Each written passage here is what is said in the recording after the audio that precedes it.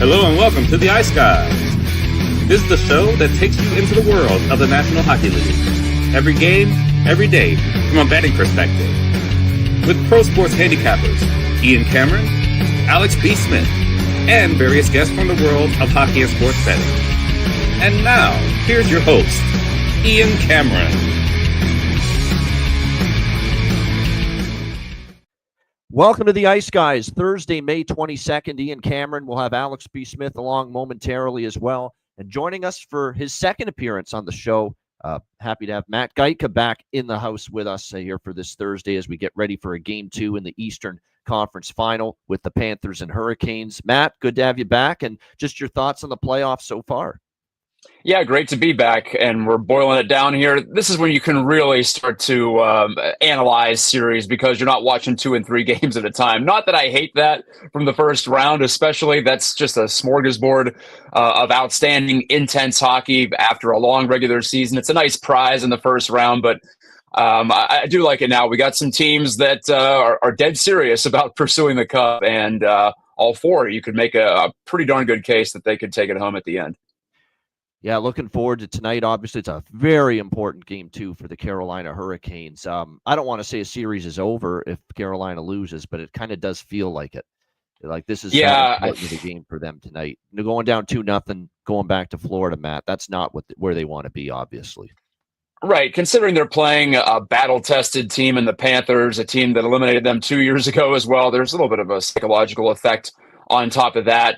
And just the weight that Carolina is carrying, there's some pressure there. There's some significant pressure for them to make good on all the regular season and playoff success that they've had, but just not in this round in the last, 20 years or so since they won the Cup in 2006. It's been a struggle for them once they've gotten to this part. It's obviously different players, different teams, not really relevant to 2009, certainly. 19, maybe a little bit. But 2023, certainly something that's in the back of their minds. And there's a lot of extra stuff is what I'm saying. So they got to go execute tonight and do what they should do in front of their home crowd against a really tough opponent.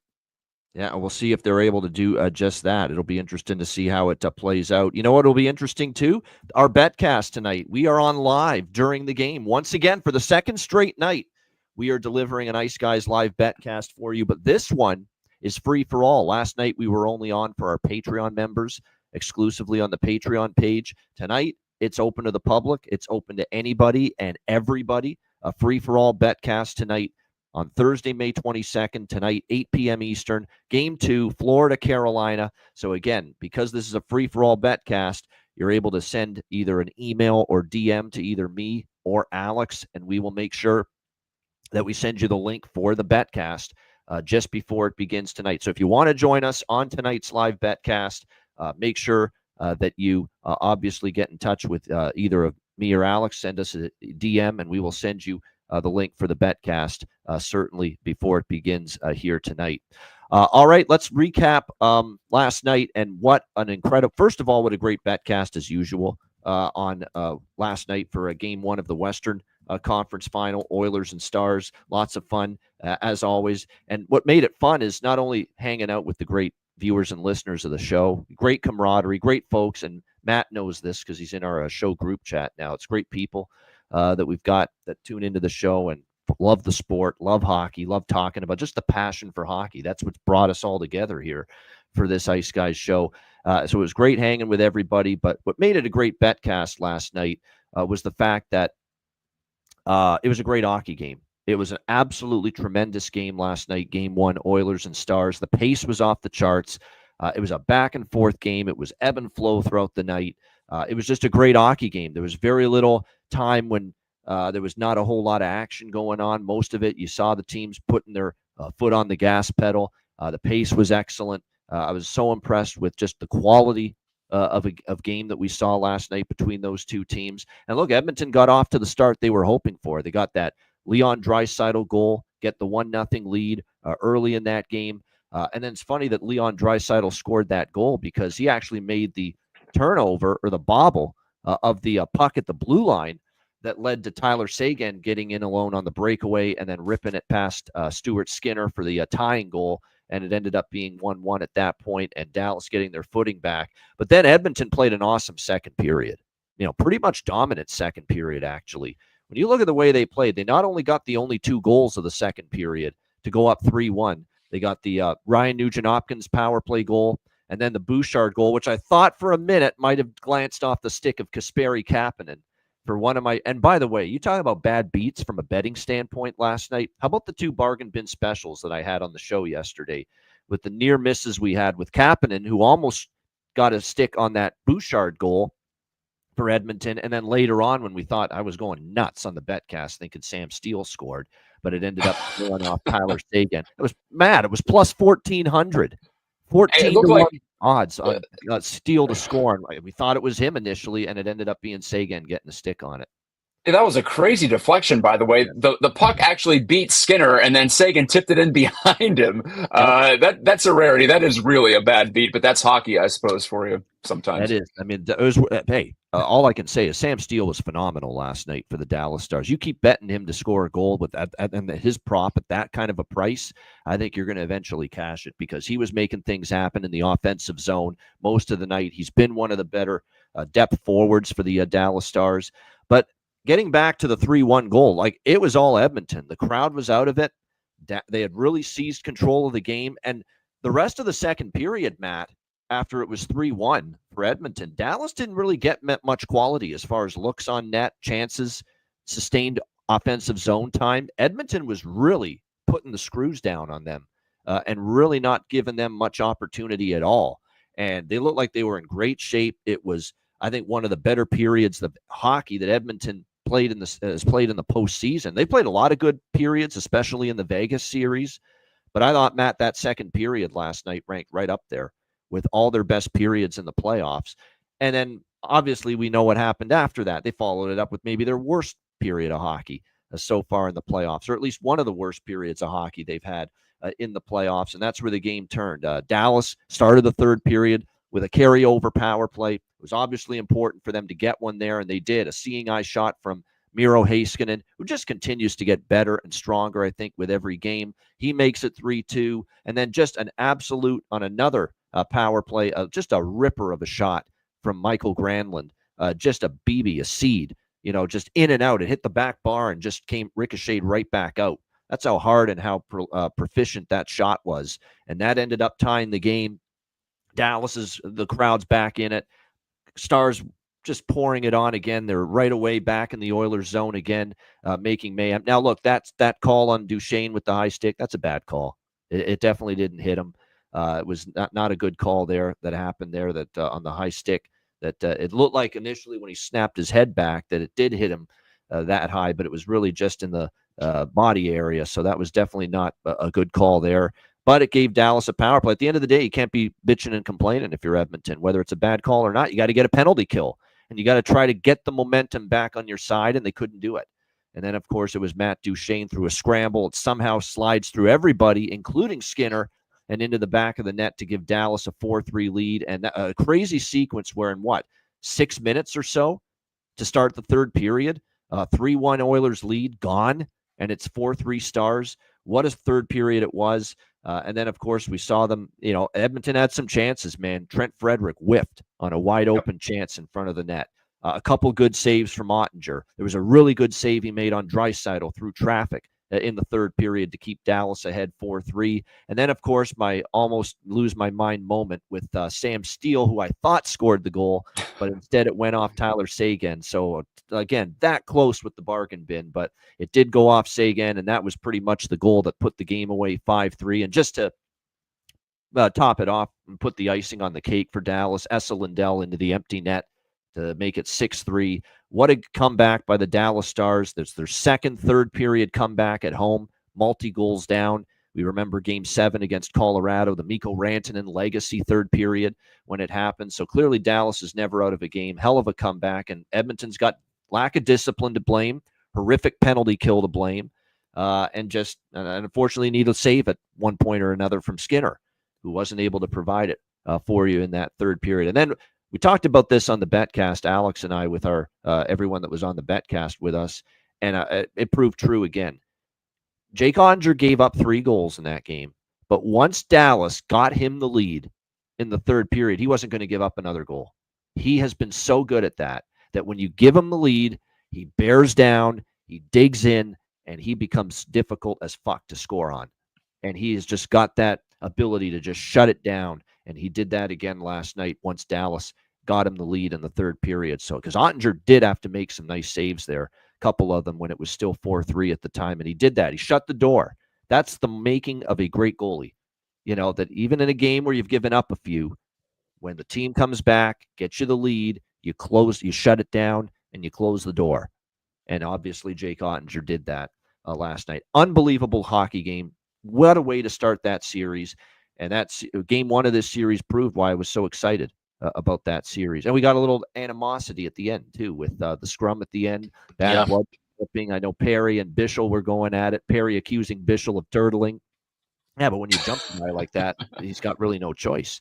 You know, that's exactly what happened. But nevertheless, I like it. The bad blood ramped up at the end of that game. And buckle up. I think it's going to be one hell of a series. And now we don't have to talk about Dallas's game one issues anymore either. They could not win a game in a row for years. And now all of a sudden, here we go. 2 game one wins in a row to start a series for the Dallas Stars. So I'm glad we don't have to talk about that again. Alex, welcome in. It was a great betcast. It was a great betting night as far as pregame bets. What do we, other than first goal of first period for Dallas, we hit everything else. We had Dallas money line. We had the over trifecta last night. First period over, full game over. First period, both teams to score. We hit all of that. We had a couple live bets that went well in the betcast. So it was a great night overall, Alex, and what a game it was to start the series. Yeah, it was a fantastic night. Like I said, grabbing that over by Fecta for me in game. We added on to that both teams to score in the first period, and then cashing with out of the 6 goals for Dallas, we got 4 of them with the next to score prop. We actually doubled up on one when Florida took or Dallas took a penalty. And I think Florida was minus 167 to score next goal. Dallas got plus greedy 150. and went for it again. Yes, we went for it again, and that's something that we like to do in the playoffs. Like I said, I was trusting in Dallas to get that big penalty kill and to ride that momentum into getting another goal. They did exactly that. And so, yesterday was a masterclass, I think, by both of us and everybody that was in the group. We all chipped in and did well as far as live betting goes. So it was a great night on that front and a great win, like you said, for Dallas to show that the series, the game one series win against Winnipeg wasn't a fluke. To be able to take advantage of the home ice, take advantage of the momentum you had from winning that last game and carry it over. And I think we saw exactly that. It was a little bit of a sluggish start, but they were able to still pick themselves up off the ground. I said it on the betcast. That's the mark of a champion. When you see these teams that are able to come back and not quit down 2 goals, 3 goals, they fight back. And sure enough, I thought that was going to be a game that, I had the draw in pocket. And I was thinking, okay, they tied up at 3. Maybe this pace slows down and it goes past regulation. But Dallas did not take their foot off the gas. And that's important to do this time of year. When you're playing against whoever you're playing against now is the best team you've played all season long. And that's the way you have to treat it as such. You can't let up on a team like Edmonton. We know how resilient they can be. They know how resilient they can be just from playing them in a series a couple of years ago. So to see Dallas with that finish, that killer instinct we talk about at the end of that game, and like you said, standing up, there's going to be the chirping and the shots and the cheap shots. They held their own with that as well. And that's going to be the carryover into the start of game 2. That energy and momentum for both teams will be on high alert. And I would certainly be looking at first period over, both teams to score, things of that nature early in that contest again, because I think we will see some of that still, that animosity carry over to the start of that contest. And what one last thing about Dallas, why were they able to come back? Why were they able to win? What did I say one of the keys to them winning this series was? With how great Edmonton's depth has stepped up for them. Henry, Perry, Connor Brown, players like that, if Kapanen wins the series against Vegas, they've been getting their depth contributing offensively. It's not just been Connor McDavid and Leon Draisaitl. The one issue with Dallas, even though they've gotten to this point, is that they've relied a lot on the Finns and a lot on Wyatt Johnston. They needed to get Tyler Seguin going, and look at the game he had. The Marchments could still get going, but I thought he was better last night, other than the bad penalty he took. They had to get Duchesne going. He scores. Seguin gets 2 goals. They had to get some of those guys going offensively because they had been pretty quiet up until this point, and they did. And that is a huge, big deal for Dallas that those guys have started to percolate offensively if they're going to win this series and beyond. Matt, what a game. Your thoughts on it?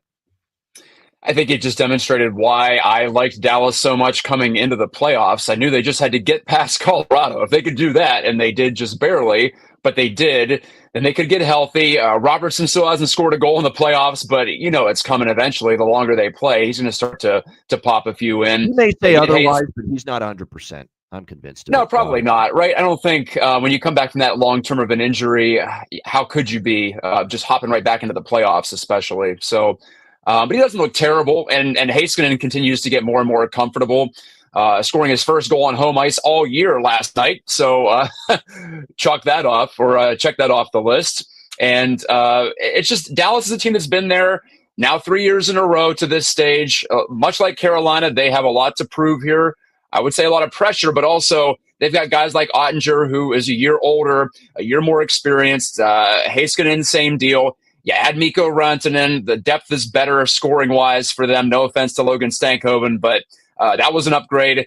They just have no weak spots. As long as they were able to get healthy, they look like they're rolling. And Edmonton played so well at the end of that Vegas series. Very impressed. And really the first two periods last night going according to the blueprint. But the reason I didn't like Edmonton to go all the way this year was because of the goaltending. And I think we saw that in the third period. The Heiskanen goal, Skinner looking really small behind that screen. And the go-ahead goal by Duchesne, I'm not even sure what he's doing there. He takes so long to get over to the near side post. He never actually got there. And then he complains about something after the puck goes in. Yeah, what is he doing on that play? He looks unathletic. He looks slow. But not like Calvin Pickard's that much better either once he gets back to health. So I just think that's still just a glaring spot for the Oilers to try to overcome. Not that they can't. We saw the Stars do it again last night through 40 minutes. So they can certainly overcome a lot. But I just think against an opponent the caliber of the Stars, I don't think it's going to happen this round. I think Dallas does take it. And I think game one was a pretty good epitome of what I was thinking. So I was happy to see it the way it turned out.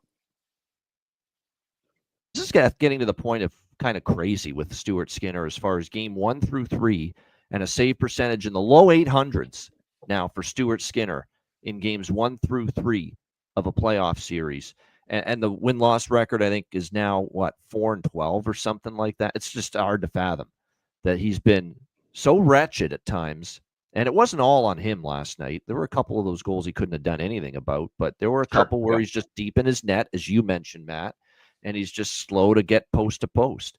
And just tracking the puck was a problem for him, with some of those goals last night. And then yet in game 4, 5, 6, and 7 of a playoff series the last 2 years, he's looked like Marty Brodeur.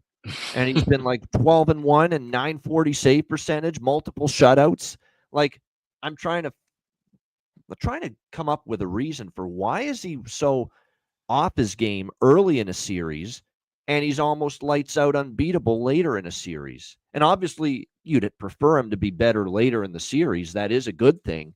But why are there so many struggles for him in these games 1, 2, and 3 early in a series? It takes him a while to maybe diagnose what the opponent's trying to do, as far as tendencies. Maybe he's slow to pick up how the other team is trying to go about beating him. And it takes him a few games. And then when he figures that out, he starts playing better. I don't know what the reason is for this massive discrepancy from his games 1 through 3 to games 4 through 7, but it's insane. It's insane to have the numbers he has in games 1 through 3, like 830, 840 save percentage and 4-11 record. And then games 4 through 7, he's like 12-1 and 940 save percentage. That's a huge difference. And it's hard to wrap your brain around why that is. Yeah, I think he's just an inconsistent goalie, honestly. That's why he's an average NHL goalie, because he gets hot and cold, and it's worked out for the Oilers that he's been hot late in the series. I'm not sure there's a rhyme or reason to it besides the fact that that's his career, right? So it just has happened to fall in a good spot for Edmonton so far, the last 2 postseasons.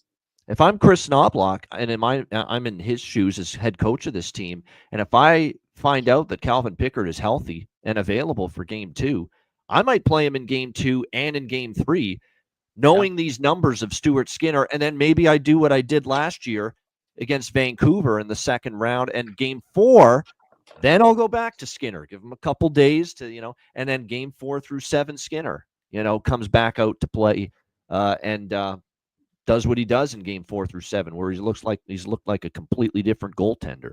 So I would be thinking of doing that, quite honestly, if I'm Chris Knobloch, especially if I know the numbers. Like, I know this guy's had a tough time 1, 2, and 3 in a series, and he's been lights out in 4 through 7. So if I know that, and if I've got Pickard healthy to play in game 2, why would I not play Pickard? Why would I not do that? It's food for thought. Alex, what would you do if you're in Knobloch's shoes? I would probably look at playing Calvin Pickard. I would trust in the numbers, especially since you've done it already and it worked out. It'd be one thing if this was something where you tried and it failed, or you haven't tried it before. But the fact that like I said, you have great reference with what happened in that Vancouver series last year, which was a dicier time to make a call like that. With this now, if you're like I said, he's healthy for games 2 and 3.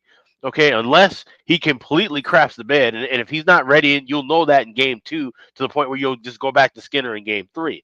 But you know that you can trust these goaltenders enough to balance back and forth with them. Roll with your numbers and trust in the fact that you've done this before. Yeah, no doubt, and he has. Like, he's just played musical chairs to perfection last year in the playoffs. Chris Knobloch, he knew when to put Pickard in, and he knew when to go back to Skinner. And look, even in the last round, now it was out of necessity because of injury, but Pickard gets hurt against Vegas, but he knew when to go to Pickard in the LA series, and look what happened. They came back and won the series, and then he had to go back to Skinner because of the injury to Pickard against Vegas, and look what Skinner did. It was in that 4 through 7 he came back, and he's looking like 4 through 7 Skinner, 2 shutouts back to back. This is crazy. Like, I don't know if I've seen something like this ever. A goaltender in the playoffs where he's noticeably bad in game 1, 2, and 3, and he's noticeably like a Hall of Fame goalie in 4 through 7. Like, the difference is that stark for Stuart Skinner. So it's going to be interesting to see what happens in game 2. One thing for sure, Edmonton will push back from this, and Dallas is going to have to ramp it up even more to win game 2, because Edmonton's not going to be feeling good about that third period. And that collapse that took place. So, like I said, that was a great game. Tremendous job by the Dallas Stars, and we'll see how game 2 plays out. And if the rest of the series is like game 1 last night, it's going to be one hell of a series. All right, let's turn our attention to tonight. We will be on live for our betcast throughout this game tonight. Game 2, Eastern Conference Final, Florida Panthers, Carolina Hurricanes. Florida up 1-0 in the series. Carolina minus 130 home favorites here in game 2. And the total 5.5 shaded to the under here in this game. I'm not going to belabor it because we talked a little bit about it in the recap of game 1 yesterday. So it's just repeating what I said. Carolina's got to come out fast, come out strong, come out of the gate storming, no pun intended, and get on the board early and get the lead. Because if they don't get the lead, this Florida team, it's like tentacles of a piranha. It's just going to grip you. And it's just going to end up, with the vice grip on you, and you're going to be in some trouble. You've got to play from ahead. You've got to get the lead. You've got to put Florida in a position where they've got to try to open things up a little bit. And if you don't, and you fall behind again, because look, it's unfortunate that Carolina 5-on-5, I thought at least, 5-on-5 in the first period of game 1, Carolina played all right. And I thought they had the better play in the 5-on-5 portion of that game 1 in the first period, especially. But unfortunately, it doesn't matter when you take a penalty and you can't kill it. And Carter Verhaeghe makes it 1-0, and then they add to it with the 2-0 goal. And of course, they're down 2-1 after the first period. And, it was an uphill battle from that point on. They made some uncharacteristic mistakes.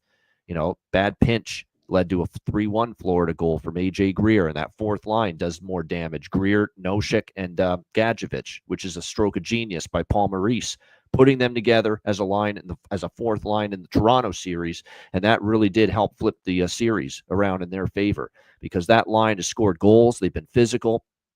They've done just so much positive for the Florida Panthers, and it was just a great job by Maurice to put that line together. Carolina's got to get the first goal. It is truly that simple. If they're going to win this game and tie this series going back to Florida, they have to have a strong start. I thought they did a lot of good things in that first period in game 1. They just couldn't finish. And the chances they did have, goalie Bob, Sergei Bobrovsky was very good. This time they need a finish. You can only talk so long about, oh, they're defending so hard and they're blocking shots and Bobrovsky's been great. No, you got to put the puck in the freaking net at this time of year if you're going to win games. And they're going to have to do that here tonight. They're going to have to do it early because if they don't get the first goal, they're in trouble. The angle has been strong. We've talked about it. I think even Matt probably heard it the first time he was on the show. Teams that lose the previous game of a playoff series, scoring a goal in the first period of the next game, it's a strong winning record with that angle so far in the Stanley Cup playoffs. So BetMGM has the best price with this, -145. We'll take Carolina goal in the first period, -145. That's the only look that I like personally on Carolina, is just them to score in the first period. Because if they don't, the longer this game goes, the worse it might become for them and the better it becomes for Florida, who, as they've shown, gets stronger throughout the game. That being said, while I'm on Carolina to score a goal in the first period of this game, I do not trust Carolina to win the game. And the one thing that we've seen consistently from Florida is they get stronger as the game goes on. They have had no issues putting the puck in the net on the road.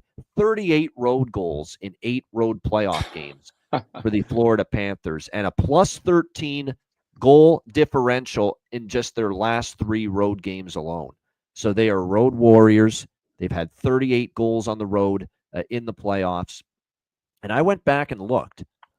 I saw that in the 8 road playoff games that Florida has played, they have scored at least 3 goals in 7 of the 8 road playoff games. That's a remarkable show of consistency. And the fact that I can get for the full game, Florida Panthers team total over 2.5 at -112, I think that's just a great price. And I'm going to take that as well. So it's a unique approach here. Carolina first period goal or over 0.5, whatever you want to call it.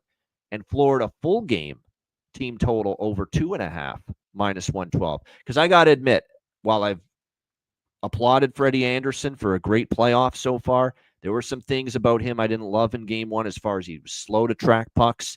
He was not, poking his head around the traffic in front of the net. He didn't do a good enough job, like that kind of stuff. He didn't do enough of that in game 1. Like, this team is going to be in your grill, man, in the blue paint and in the crease the whole series. You've got to do the old peek around the traffic and try to find and locate that puck coming through. If you're not, you're in trouble. That's how the Bennett goal went in game 1. The Sam Bennett goal. He couldn't find the puck, couldn't track it, didn't see it.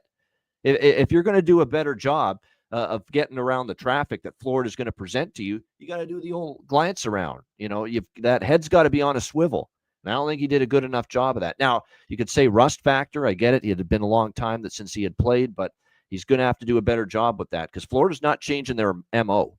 They're not changing their approach. No. They are going to get bodies to the net, and they are going to take the eyes of Freddie Anderson away at every opportunity. So he's going to have to do a better job, locating those pucks from in deep. So these are the 2 bets pregame, and everything else will be on the betcast tonight. But Carolina goal in the first period, Florida team total for the game, over 2.5, -112. I'm actually going to dabble in the Perlo special. Perlo will be on the betcast tonight, and he's on with us, of course, Mondays and Wednesdays on the Daily Show.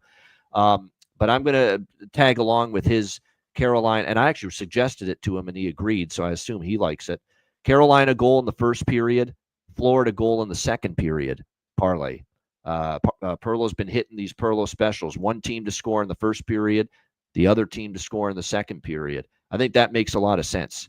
Carolina, the hot start, and Florida very capable of scoring in the second period, even if they fall behind early. So I like that look as well as far as pregame. I'm not touching the full game total pregame, though, at 5.5. I'll take my overs from game 1.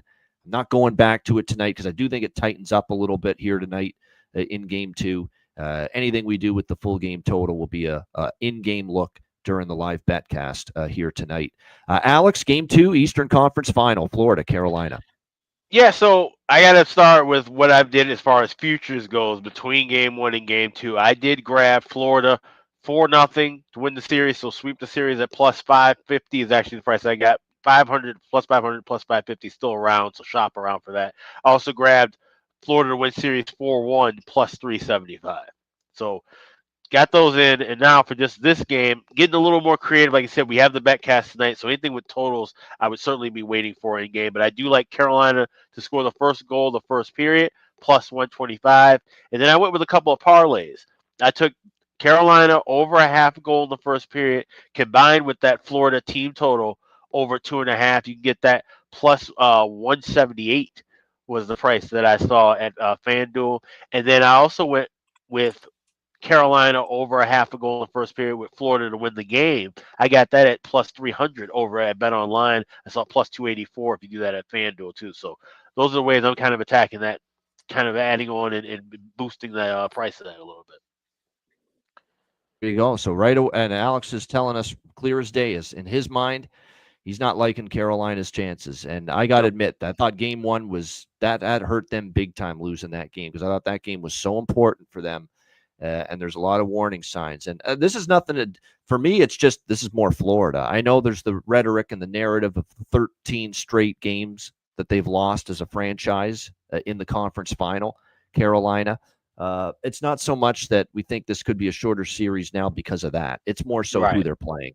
Florida. Yeah. Like they just seem to be they get it. It's almost like the Toronto series. They realized, you know what, we kind of got away with that series. Like we were on the ropes there. We were one goal away in overtime of game 3 from being down 3-0 in that series. And it's almost like, you know what, we survived a game effort from the Leafs and time to kick it into overdrive right now. And boy, they look like a team that's starting to do that right now. And I'm amazed how much gas and energy they still seem to have for a team that's now in their third straight deep Stanley Cup playoff run. And it's, I think, because of the depth. And Maurice can roll 4 lines and a fourth line and a third line that are killing it offensively. But here's the interesting thing about that. And I was thinking about this as I was making those 4-0, 4-1 bets. They close this thing out in a sweep. We know Dallas Edmonton's probably going to go at least 5-6 games. That series goes all the way through. We're talking about quite a bit of layover time between the end of game 4 and the start of game 1 of the Cup final. We could be talking about maybe 11, 12 days. And with this Florida team playing just over the last 2 calendar years, the amount of high pressure, high level hockey they've played, that's a lot of rest to have after having such a smooth run in the first 3 rounds, potentially. That's something to keep in mind if this is a shorter series. This is going to determine, I think, if it's a short series. Like Carolina could go bye-bye if they lose this game tonight. But if they win this game tonight, then we could still see one heck of a series and a competitive one. But it hinges on this game. That is why this game is so important, because Carolina could be going away quietly into the night if they do not win game 2 tonight here at home at the Lenovo Center. So that's why it's only game 2 of a series, but it feels like a very, very important game, especially knowing that Carolina is on this ridiculous losing slide in a conference final as a franchise, including the last time they were in this round against this same team when they got swept 2 years ago by the Florida Panthers. Matt, what do you think here? What's your approach for game 2, Panthers, Canes? Yeah, I'm Canes heavy here. I'm still feeling pretty good about Carolina. To your point about the 5-on-5 play, I thought it was more than adequate, more than good enough to take an early lead. And as we all know, playing with the lead is so important against a school team like the Panthers, a deep team that can roll 4 lines, and a team that has been there before. So I just feel like the first period is going to be pivotal throughout this series. And I like the Canes to come out strong and maybe put one on the board here. I like that bet that the Canes might score in the first period. I also agree with that. But I also feel like it's going to be a lower scoring game. And I'm looking at that tie through 60 minutes plus 300 on DraftKings. I'm feeling overtime today, even though I am confident that the Canes do have a nice rebound. They looked a little bit shoddy, a little bit rusty when it came down to executing those scoring plays. But I think game 1 should help with that, just get them back into the groove. And just looking at the series too, Carolina to win the series plus 200. It's not great value, but I still believe in this Carolina team. Maybe I'm being a little foolish here considering the caliber of the opponent. And what is it? 68% of teams who win game 1 win the series. So like I said, it's basically 2-1 there. And it's 2-1 for Carolina to win the series if you place money on them at the moment on DraftKings. But I'm sticking steadfast with the Canes still for one more game. I'm not going to let game 1 freak me out. I saw enough good there, I guess, from game 1. And that's why I went with Matt because I think Carolina can win this game tonight, and it wouldn't shock me if they do, and they damn well better, from their standpoint. Yeah, right. That's also a factor too. They pretty much have to. Because I thought at 5-on-5 they played solid, in game one. They just didn't finish, and they got killed by penalties, and their penalty kill, which has been vaunted, that's what's concerning to me. The Carolina penalty kill has been spectacular for years. It was great again this year, and here's Florida, multiple power play goals against it in game one. Not a good sign. You don't want to be either have to shore up this penalty kill or stop taking penalties.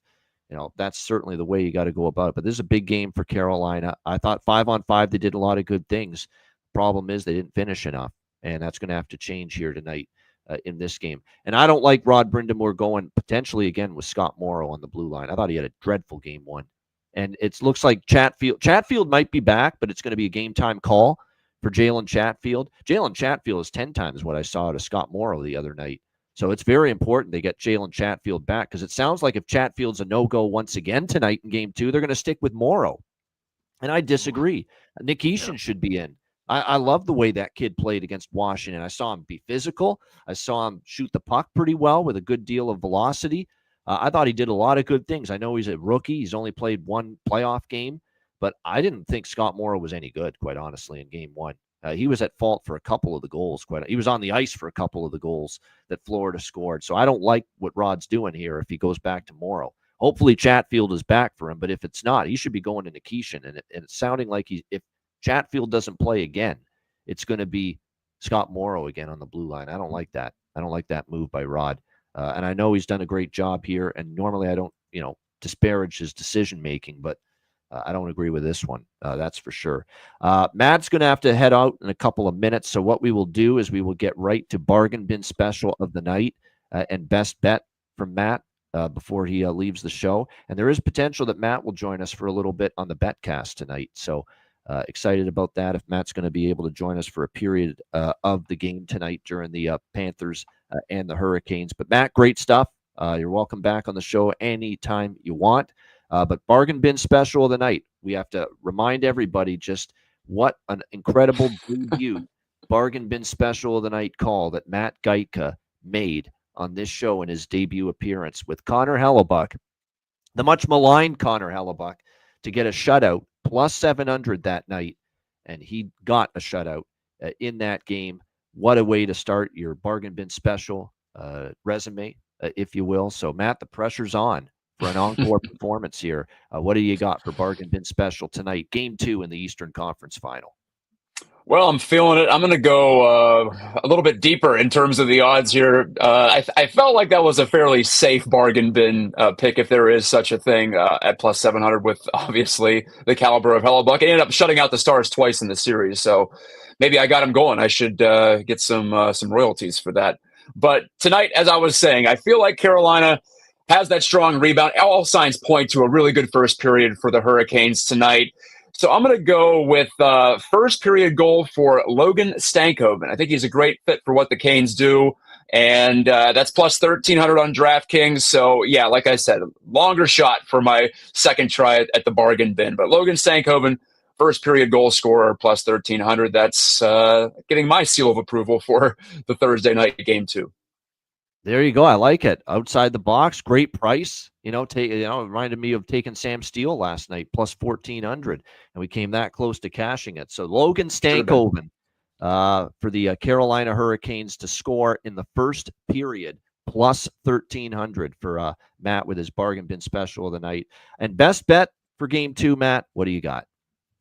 Yeah, best bet. I hinted at it, but I am thinking it's a close game, a lower scoring game. So I'm feeling our first overtime game of the conference finals on either side. I've got a plus 300 for OT tonight, and gonna ride with that one as far as more reasonable betting odds are concerned. So you're going, wow, how about that? Not only the bargain bin being plus 1,300, but his best bet, Matt, is the draw here tonight in game 2 between the Florida Panthers. Plus 320 is the best price I saw for that. So okay. Yeah. I'm just thinking it's a lower scoring game. I feel like it's going to tighten up a bit. The Canes are going to be tighter, and we know that all of the Panthers can lock it down like anybody else in this league, better than anybody else in this league at times. I like it. I like that you're giving big plus prices for both of your looks here, for the bargain bin, obviously, and then for the draw here. And I kind of feel like we're going to get an overtime game at some point. But yeah, plus 320 looks to be the best price out there. So there you go. Draw plus 320, Florida, Carolina, for Matt Geico with his best bet for Game 2 tonight. Matt, we'll let you run because we know you got to head out. Great stuff, and we hope to see you for a little bit during the betcast tonight. Yeah, if you see me tonight, it'll be late, probably post 10 o'clock, but hoping to join you for the third best period part of the there. game, third period. Yeah, right. Why not? It was last night, that's for sure. So see you then, hopefully. All right, Matt. Great to see you. We'll see you later. Yep. Bye-bye. There we go. Matt Geico with us here on the Thursday edition. Great stuff. All right. I think we've talked about, we're basically, we already talked about the game. The only thing missing is we got to do our bargain bin special and best bet, which we will do in just a moment. Shout out to everyone in the chat at the like button.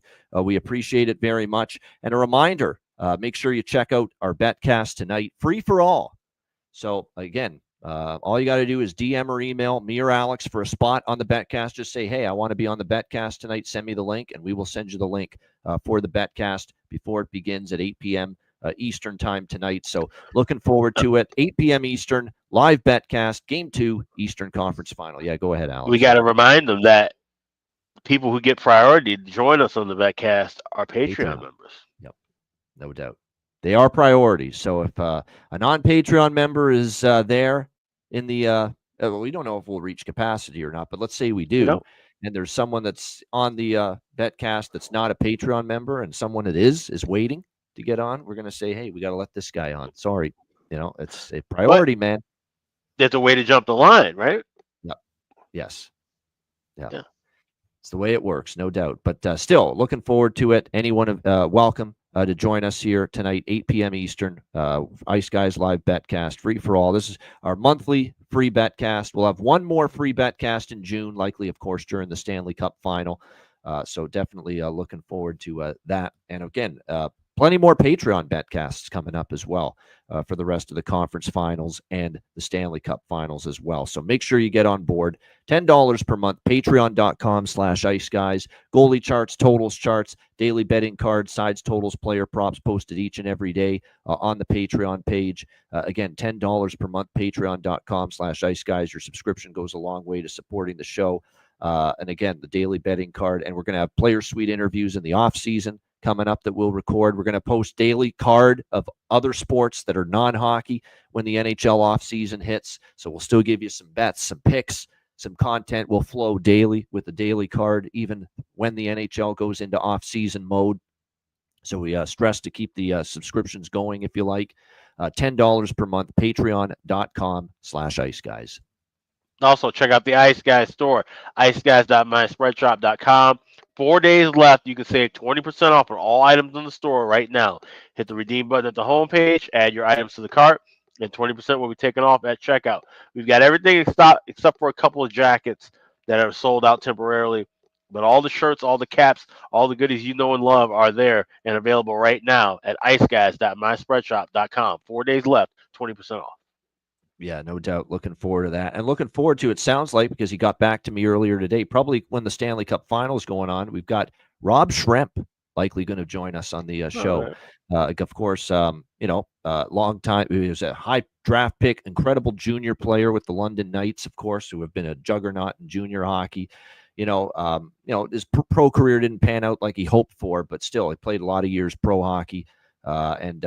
He's on the radar to be joining us as a guest on the show during the Stanley Cup Final. So definitely excited. And he's doing a lot of great content right now regarding hockey, coaching, training, a lot of observational video breakdown type of content that he's doing as well, breaking down plays and, basically instructional for young players trying to get into the game. So probably going to get great analysis, more than likely, from Rob Schremp with the stuff he's doing. So excited about that in just a couple of weeks from now. But hit the like button. We appreciate it very much. We got Bargain Bin Special of the night. Best bets coming up in just a moment, right after we hear from our great Ice Guy sponsors.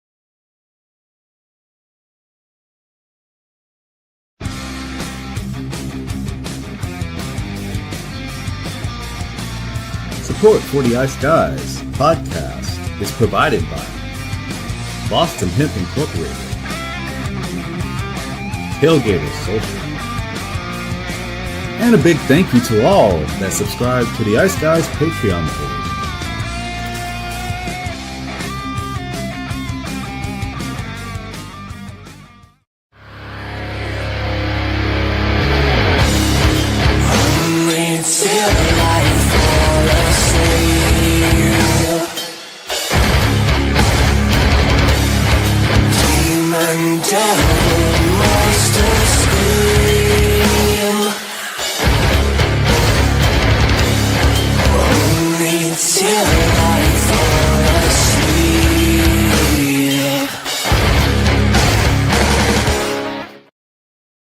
Everyone loves a perfect pair.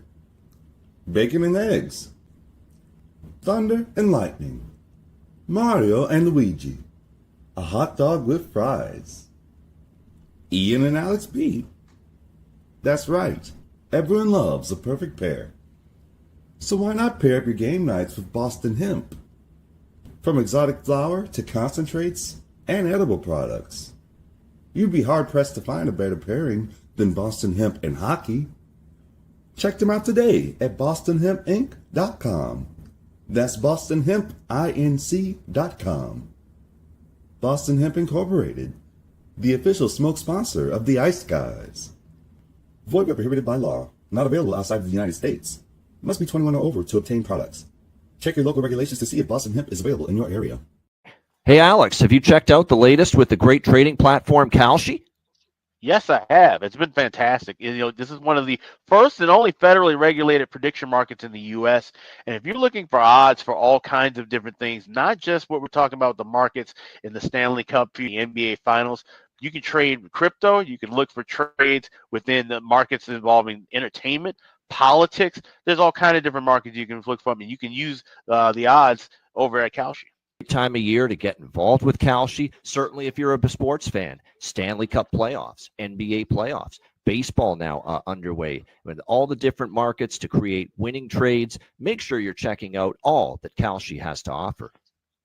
Absolutely. And if you're trading with Kalshi, use the link kalshi.com/iceguys. You trade $100 or more, they will send you $10 back. So it's fantastic to use, like I said, any kind of markets beyond sports. We're talking entertainment, politics, crypto, basically anything you want.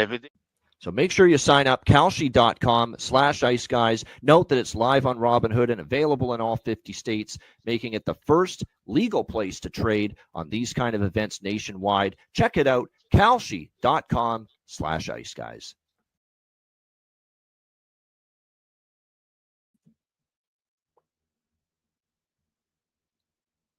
Shout out to all our great sponsors. Boston Hemp Inc., 20% off using the promo code IceGuys at bostonhempinc.com and kalshi.com/IceGuys. Great trading platform, more than just sports. Check it out, kalshi.com/IceGuys. All right, bargain bin special of the night. We heard from Matt earlier. He is going with first period goal scorer, Logan Stankoven for Carolina at plus 1,300. Alex, bargain bin special. What do you got? I was torn between two players for Florida, so I'm just going to roll with both of them. We'll go with E2, Cool Mint Lusterinen. I got him plus 850 anytime goal scorer. It's available at BetMGM. Like I said, he's been on a tear right now, and he's got points in 7 of the last 10 games. And then I'm also going with Gustav Forsling, anytime goal scorer, 12-1. That's available at both FanDuel and BetMGM. I can just see where a shot from the point might trickle in, and he gets credit for it. So E2 Lusterinen plus 850 anytime goal scorer. Gustav Forsling plus 1,200 anytime goal scorer. Those are my two bargain bin specials for Game 2 tonight. All right, a couple of Panthers for Alex B. Smith with a bargain bin special of the night. I've got two, and one of mine is Alex's. I'm also on the Listerine man, Cool Mint Lusterinen. E2 Cool Mint Lusterinen also plus 850. It's a great price. He's been phenomenal. And he's gotten his offensive game going even more and more and more with each game. So he's my clear choice for Florida for a value goal prop tonight. Lusterinen plus 850. And for Carolina, they need to get their depth scoring going. Florida got gotten their third and their fourth line to chip in offensively the last few games. And when I think of third and fourth line scorers for the Carolina Hurricanes, especially at playoff time, I think of Jordan Martinook. And that's who I'm going with tonight. Jordan Martinook for Carolina, plus 700 is the best price out there at BetMGM for him. So E2 Cool Mint Lusterinen, plus 850 for Florida, and Jordan Martinook, plus 700 for Carolina for my bargain bin specials of the night for Game 2, Eastern Conference Final. All right, best bets. Alex, what do you like for best bet? Yeah, let's go with that parlay combo of Carolina to get a goal in the first period combined with the Panthers to win the contest. I got that, like I said, plus 300. Parlay is available at Bet Online, plus 284, plus 285 if you find that around FanDuel or BetMGM. So shop around and make that connection. But that's my best bet. Carolina over a half in the first period and Florida to win the game. It's a parlay.